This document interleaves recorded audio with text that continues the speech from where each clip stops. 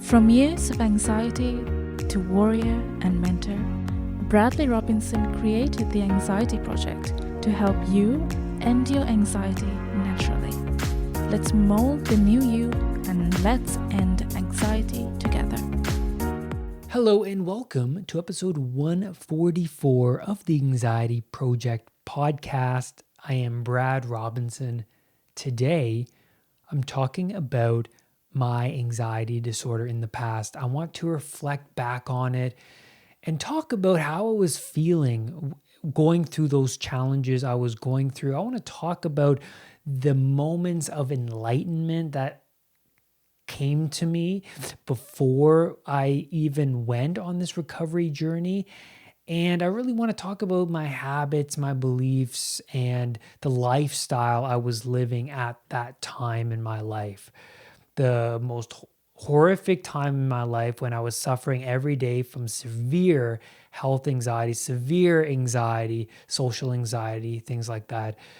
But before I talk about that, I want to go over your comments on last week's episode 143, which we talked about how a health anxiety sufferer is sensitive towards other people's illnesses out there in the world and why that's the case and what I did about it. And I talked about my uncle's passing, which you guys found to be really, really helpful and useful. And I'm grateful for that. DD_86 says, your podcast is a space for healing and developing. Much appreciated. Thank you. Betty K says, this episode is so important for people with health anxiety. I am currently working on this sensitization over other people's illnesses. I also feel like I am not over the illness my family has had in the past. So much gratitude for your show. Betty, it looks like there are some unresolved, repressed, highly emotional issues there that need to be dealt with and looked into. I highly recommend the Anxiety Project program because in that program there is a releasing trauma meditation, as well as I also recommend the one-on-one coaching with me so that we can work at those underlying issues together in a meditation over our online sessions. Daniel says, sometimes when I listen to your show, I can't fully take in what you're saying because my anxiety is continuously active, but I do notice my anxiety lessening when I do listen. I also know that my unconscious is absorbing the material even though my thinking brain is running everywhere. Thank you for what you do. Well, Daniel, I think you solved your own predicament right then and there because you're exactly right. Your unconscious mind is absorbing the information. And that's how I went through my recovery when I was listening to other coaches online. I knew, even though I had trouble paying attention, just the fact that they're talking through the screen at me and I'm here, let it go, listen. Or if you're having trouble listening, just know that your unconscious mind is absorbing that information. It's absorbing. You are who you hang around. Remember that. Now, let's get into this episode. I want to talk about my experiences going into this editing job that I used to have. I was a junior editor for a TV company, and I used to go in by the train every morning, and I remember reading Eckhart Tolle's A New Earth. And this was the beginning part of my spiritual development. I would say that this book helped spark that. And I remember sitting on the train, reading this book, and then looking up from the pages into the lake, onto the lake, because this isn't a subway, it's a train, and that's outside. And I looked up onto the lake, and I had this moment of clarity, this serenity, this peacefulness, this openness, this space between thoughts. This space opened up between me, and I just looked at myself. I felt my hands, I felt my body. I felt like I was in this moment in time that was beyond time. And then, like everybody else, I would come back into time and my concerns and in my mind and my ego and go about my day. But this book was the beginning part of that, because in the book, Eckhart Tolle talks about that space, talks about mindfulness, talks about the killing of the ego and being present and not being stuck in the past or not being stuck in the future. And how I came across this book isn't clear to me. I think I found it in a bookstore and it just resonated with me. It was actually that long ago and I can't remember where I got it from. I have a feeling that I already had the book because it was given to me from someone else, but I am not fully clear on that. I do remember though, when I used to go to my doctor because of my health anxiety and because of my concerns over my health, I remember that she recommended a book to me called Don't Sweat the Small Stuff. And I never read that book because I was the type of guy who, if you were to recommend me something, I would not read it. I would not listen to it. I would not watch it, right? I'm one of those people. But and it's understandable. I think a lot of people are, and I think a lot of people, things speak to people. Books will speak to you. You'll pick it up because of something internally, some kind of energetic connection, right? And I think that's what happened with Eckhart Tolle's book. There was some sort of energetic connection between the title of the book, between my attitude and perspective at the time. And also when I went to my doctor and when she recommended me this book, I felt like that she was on a different page than I was.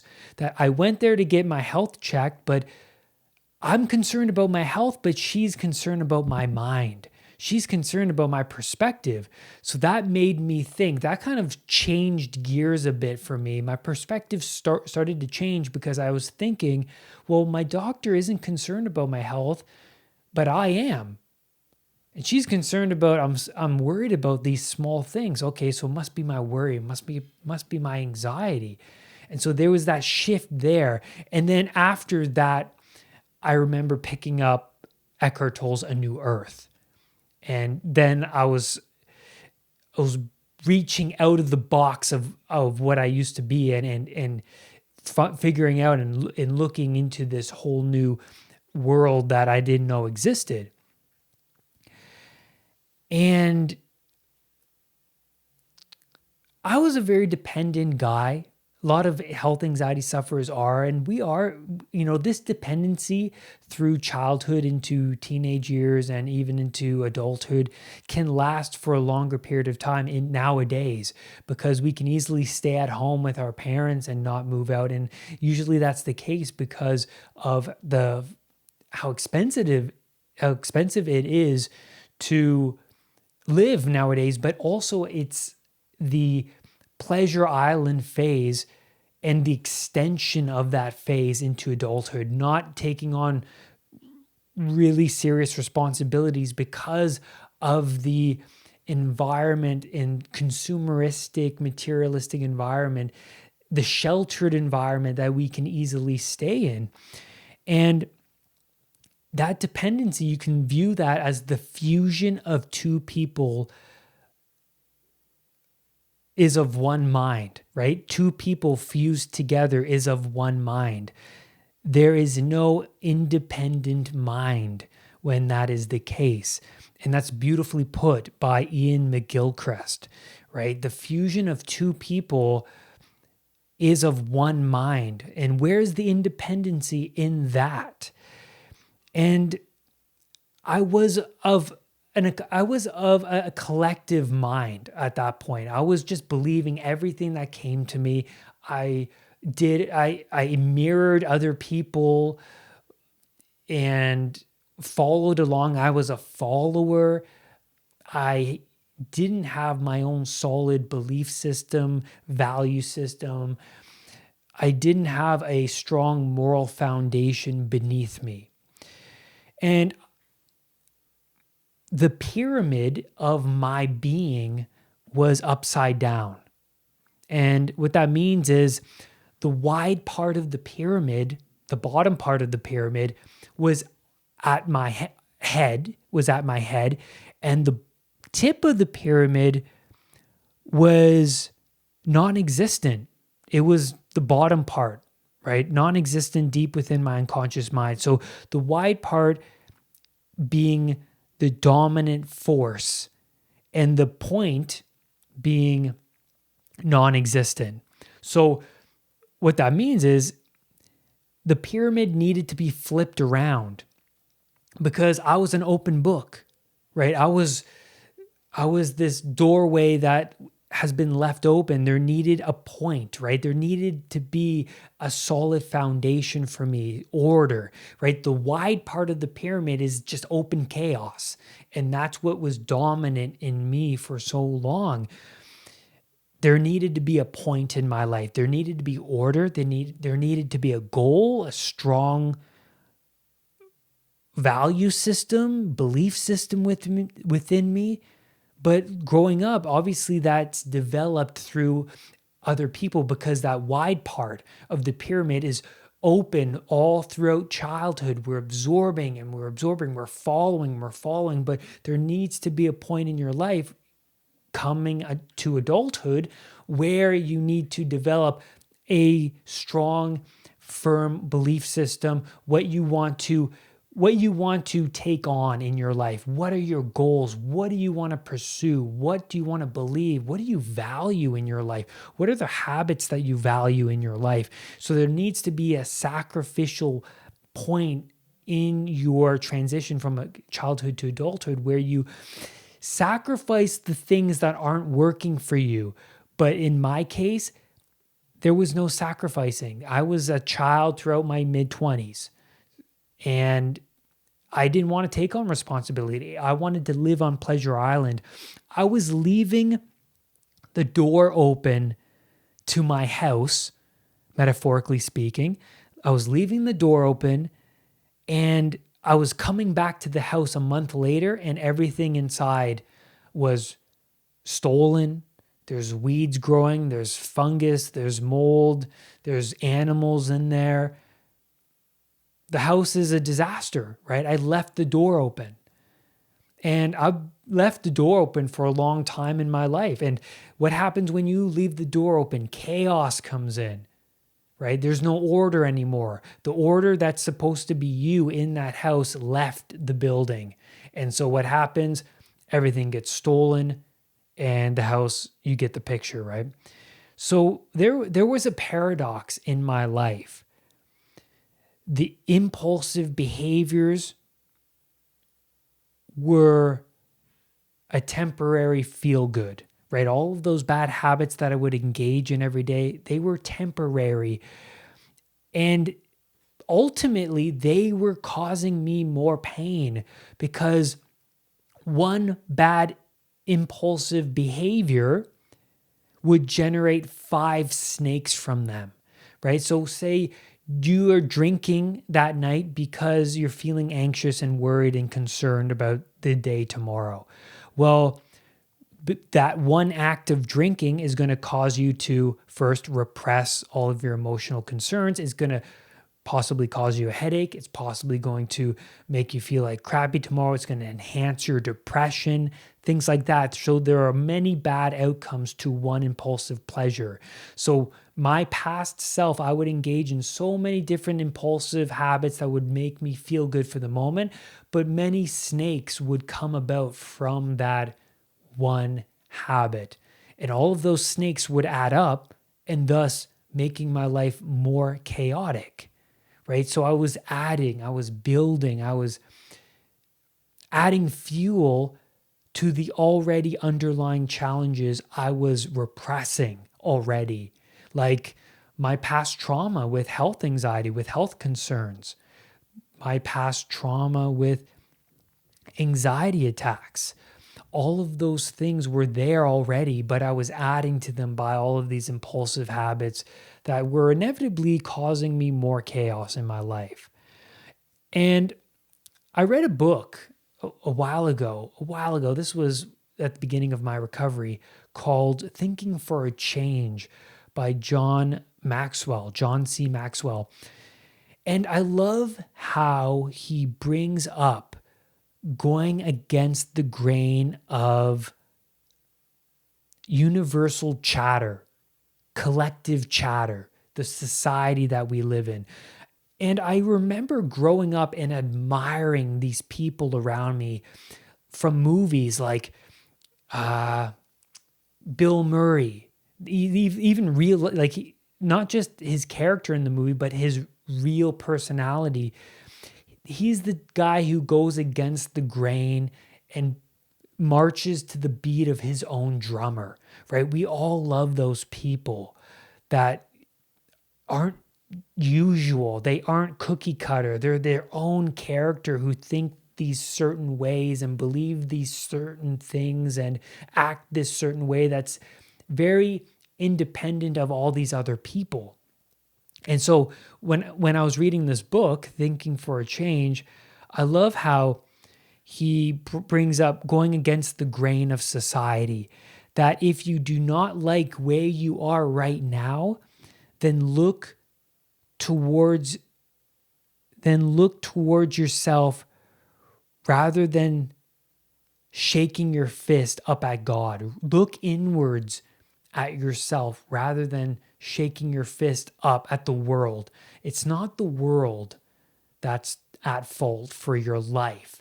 I mean, there are tragedies, there are circumstances where people are so unlucky, but there's no use shaking your fist up at God when you can improve things in your life to manifest the things that you want to manifest. You can lessen the chaos. You can lessen that chaos, right? And it was through my actions and it was through my sacrifices that things got better, right? What can I do today that can make things better in my life? Well, if I spend time reading this self-help book rather than watching TV, yeah.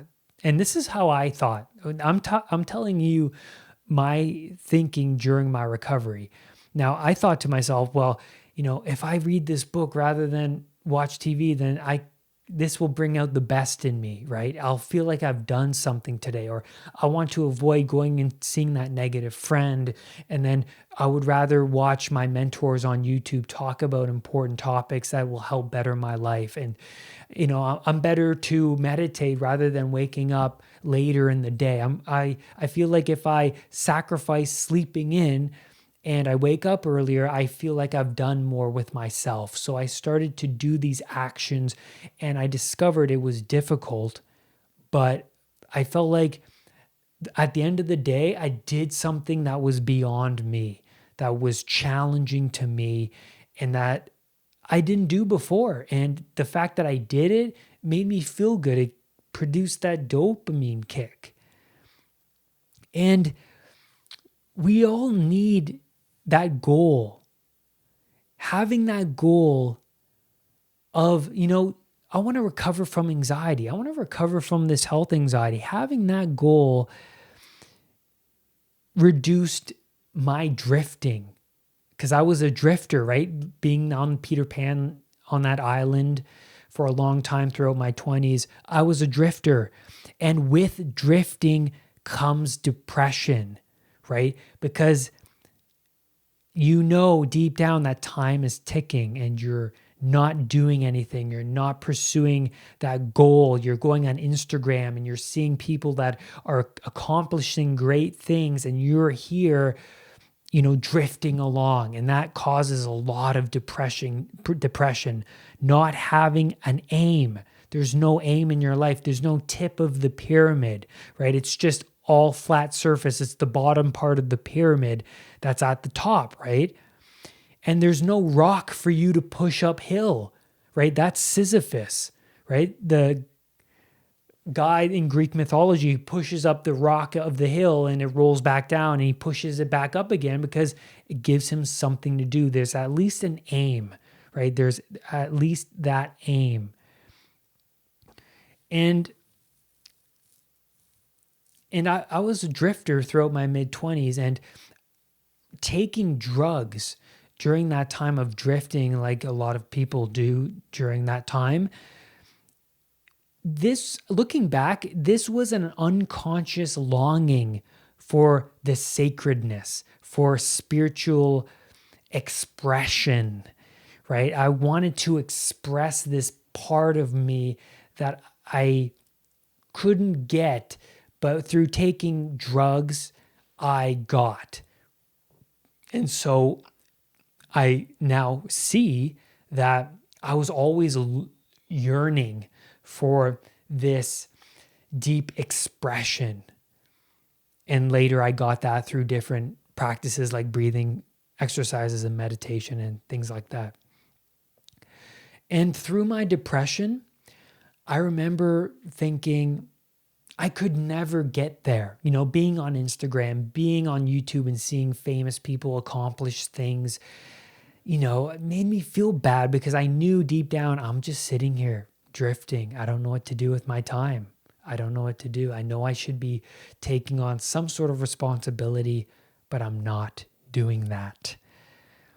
And so the more I acted out this rebellious Peter Pan lifestyle, the more this lifestyle supported this weak belief of I could never get there. And so I want to talk about the beginning challenges of my recovery, like the challenges that brought the best out of me. So sacrificing my time with my negative friends, you know, smoking weed, watching movies, not really doing anything, walking around town, going to get a coffee and eating McDonald's, things like that. I started to sacrifice that. I got rid of that.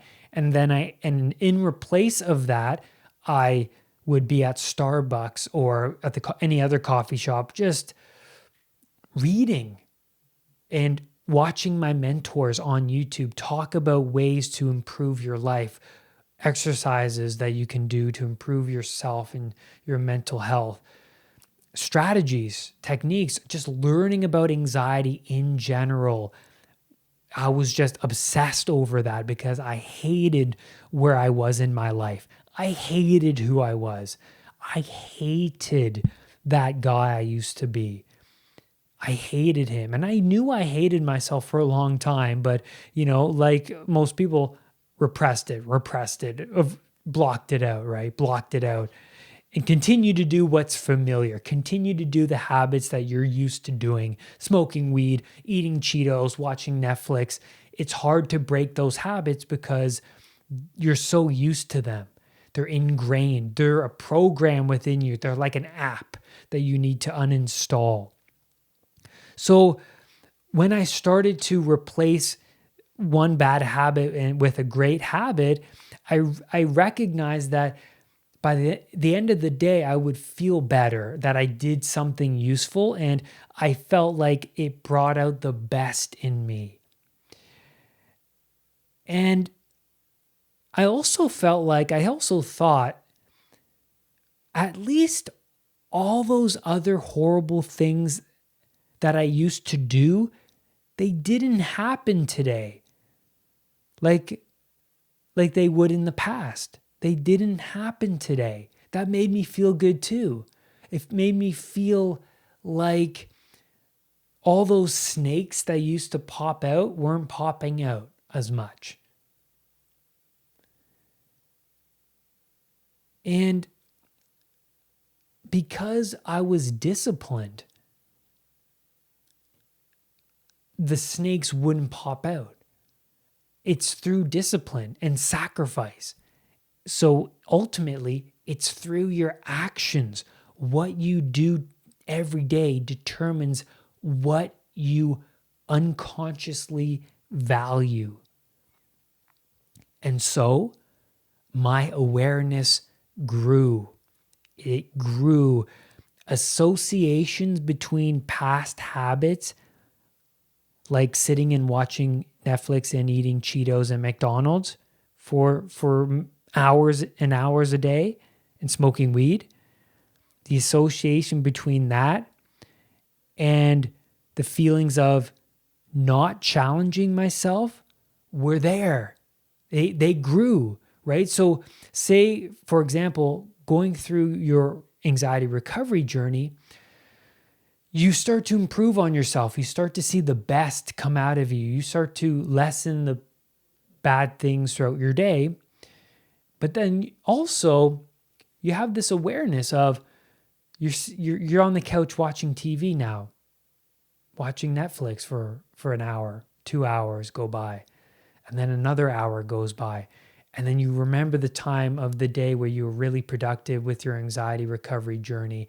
And then you think to yourself, yeah, now you've made this association between sitting on the couch and being unproductive, and those feelings of being unproductive grow.